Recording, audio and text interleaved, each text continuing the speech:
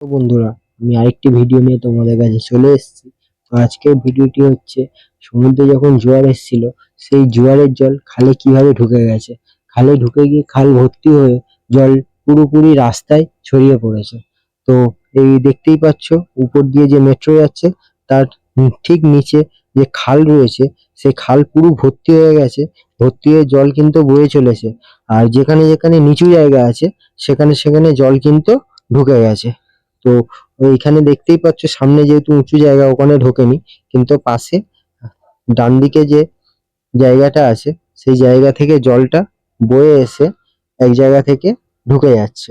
এখান থেকে ঢুকে গিয়ে আর যে নিচু জায়গা আছে সেখান থেকে বেরোচ্ছে, সেটাও আমি তোমাদের দেখাবো। আমরা একটু আগে এগিয়ে যাই, তাহলে বুঝতে পারবে। একটুখানি এগিয়ে গেলেই বাঁদিকে দেখবে কতটা করে জল জমে আছে। তো তোমরা দেখতেই পাচ্ছ, এটা কিন্তু বৃষ্টির জল না, এটা সম্পূর্ণ জোয়ারের জল। জোয়ার যখন আবার ভাটা হয়ে যাবে, তখন কিন্তু এই জল সব আবার নেমে যাবে।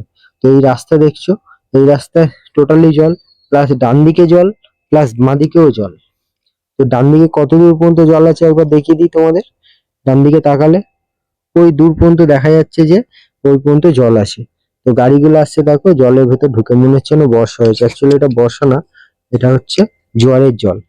তো আমরা যখন সামনে যাচ্ছি, সামনে ডান দিকে যে মাস্টারদা সূর্য সেন ফায়ার ব্রিগেড, তার পাশে যে গলি আছে সেখানেও কিন্তু জল আছে। তো এরকম ধরনের ভিডিও যদি তোমরা দেখতে চাও, তো আমার চ্যানেলটিতে লাইক, কমেন্ট, শেয়ার, সাবস্ক্রাইব অবশ্যই করবেন।